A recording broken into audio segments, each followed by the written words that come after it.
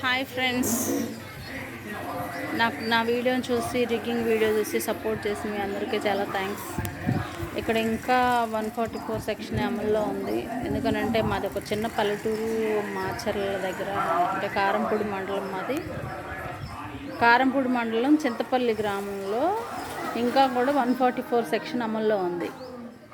ఎందుకనంటే main rigging జరిగి గొడవలు స్టార్ట్ అయింది మా ఊరు నుంచే. సో మీకు గ్రౌండ్ లెవెల్ రిపోర్ట్ అనేది నేను మాత్రమే కరెక్ట్గా ఇవ్వగలను. ఎందుకంటే ఇక్కడ సమస్యలు సద్దుమణిగినాయా గొడవలు లేదా అనేది మాకే బాగా తెలుసు. ఎందుకంటే ఇక్కడ ఎవరు కూడా ఇళ్లలో పడుకోవట్లేదు, ఇంకా వెళ్ళి పొలాల్లోనే పడుకుంటున్నారు. పోలీసులు రాత్రింబగళ్ళు కాపలా ఉంటానే ఉన్నారు. ఇంకా ఇక్కడ గొడవలు జరిగే అవకాశాలు పుష్కలంగా ఉన్నాయి. కొంతమంది యూట్యూబర్స్ చెప్తున్నారు, ఇంకా రెచ్చగొట్టేటట్లుగా వీడియోస్ చేస్తున్నారు. మా పార్టీ గెలిచిద్ది అంటే మా పార్టీ గెలిచిద్ది. దయచేసి కొంచెం సామరస్యంగా గొడవలు ఆగిపోయేలాగా వీడియోస్ చేయండి.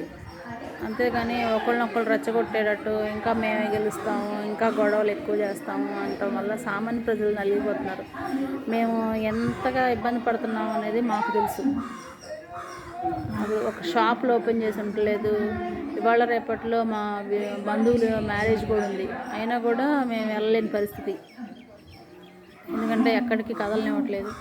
ఏ ఒక్కళ్ళు బయటకు వచ్చి ఇద్దరు కలిసి మాట్లాడుకోవాలంటే కూడా ఇంకా పోలీసులు వచ్చి ఇంకా మామూలుగా ఉండదు. వాళ్ళ సంగతి తెలుసుదండి వాళ్ళకి. ఎవరు కనిపించినా కూడా పట్టుకెళ్ళి ముందు స్టేషన్లో వేస్తున్నారు. ఇంకా పరిస్థితులు అలాగే ఉన్నాయి.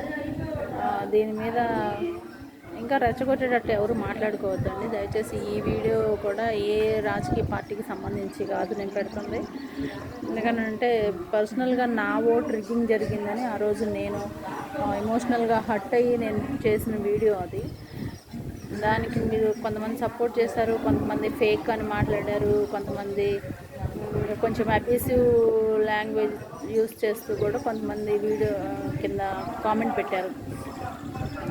ఇవన్నీ ఓకే, మనం బయటకు వచ్చినప్పుడు ఎవరి ఒపీనియన్ వాళ్ళు చెప్తూ ఉంటారు.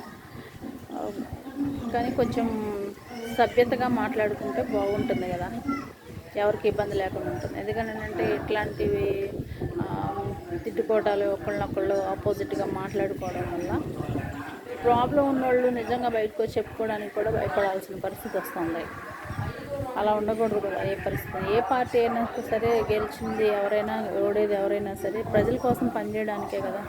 ప్రజా తీర్పును మనం ఎప్పుడైనా సరే మనం తలొంచి తీసుకోవాల్సిందే, తప్పదు.